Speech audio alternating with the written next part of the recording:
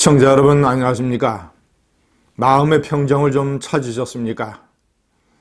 오늘 건강한 하루를 보내시기 바랍니다.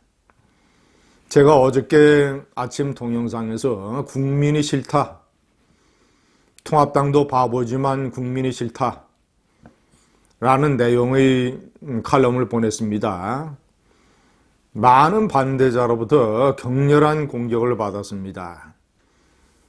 총선 결과에 불복하는 것이냐, 민심을 거부하는 것이냐, 국민 수준이 하향화됐다라는 게 말이 되느냐, 국민을 모욕하는 거냐, 하향화된 거는 보수 너희들이다. 그런 식으로 국민을 무시하니까 너희들이 총선에서 지는 것이다.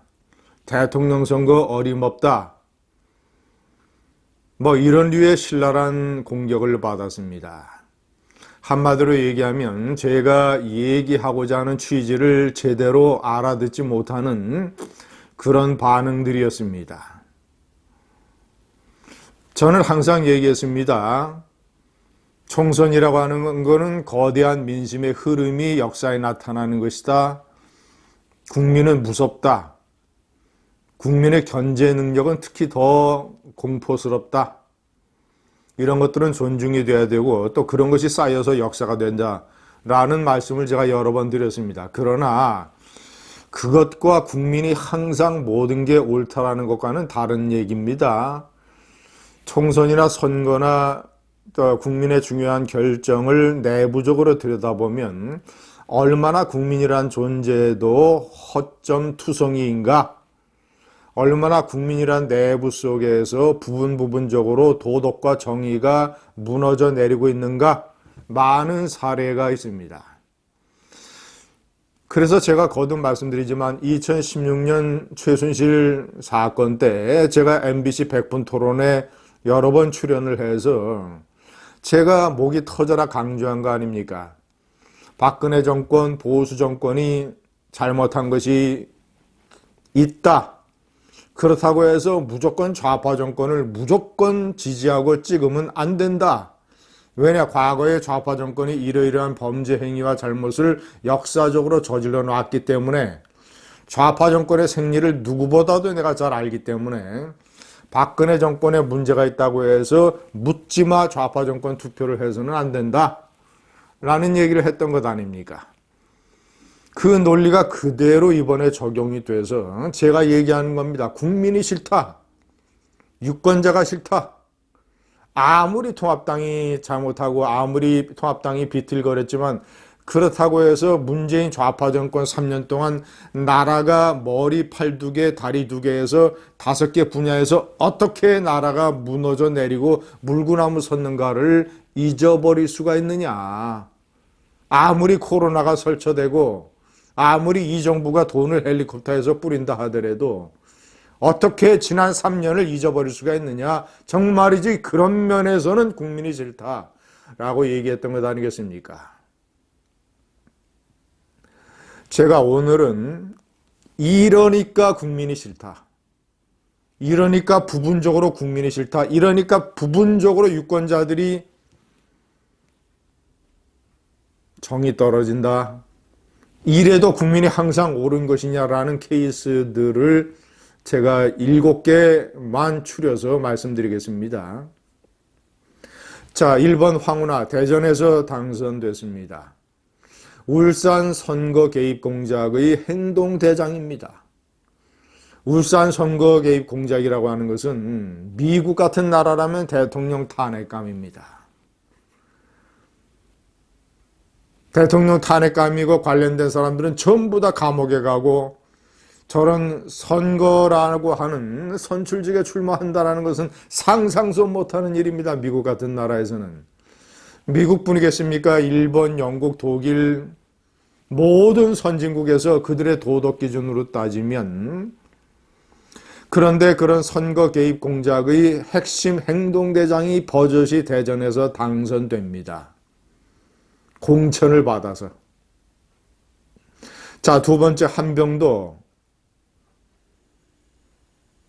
전라북도 익산에서 당선이 됐습니다. 한병도 당시 청와대 정무수석으로서 울산 선거 개입 공작을 기획하고 지휘한 사람,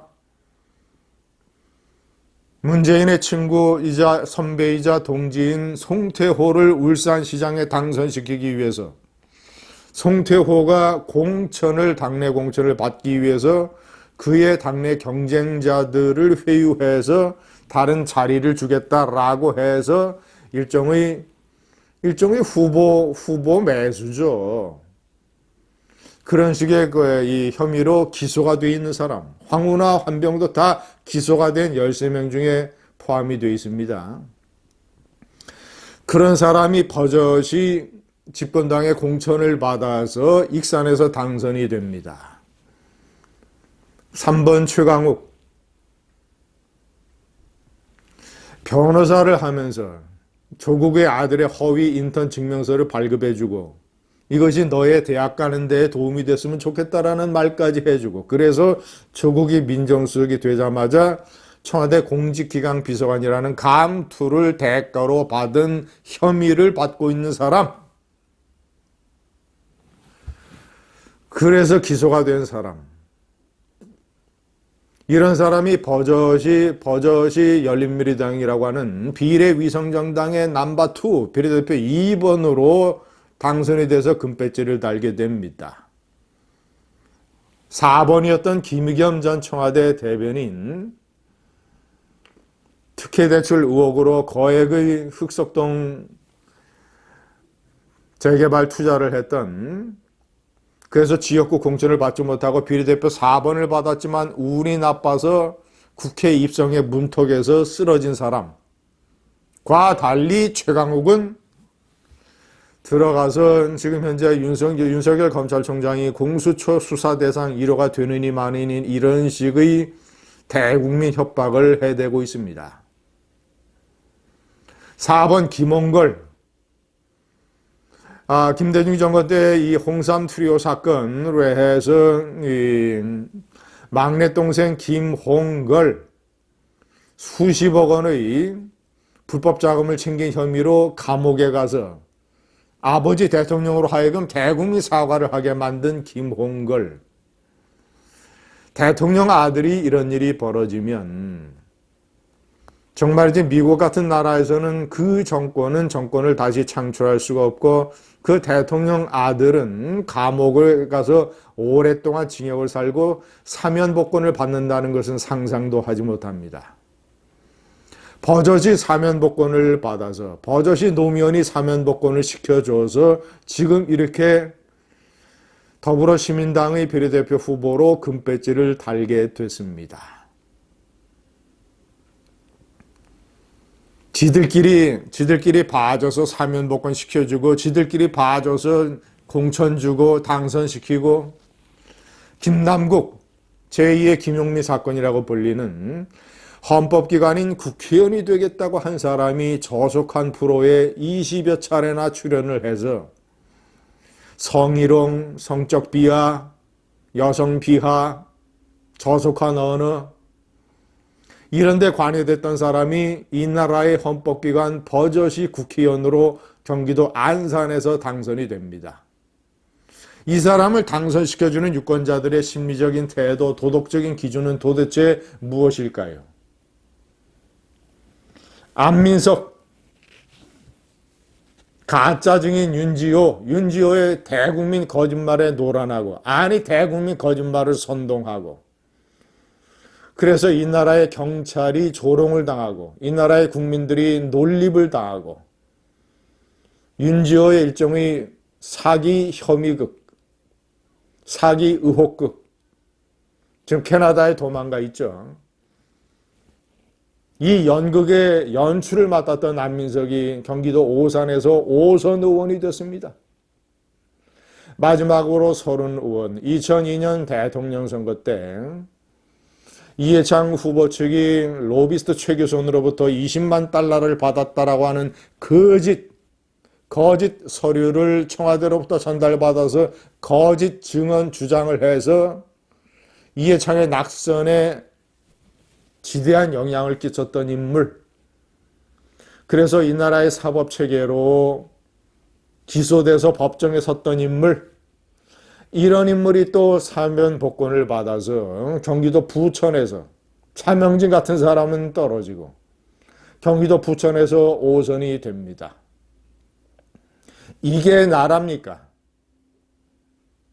이래도 유권자들은 항상 옳습니까? 이러니까 국민이 싫다고 내가 얘기했던 겁니다. 부분적으로. 감사합니다.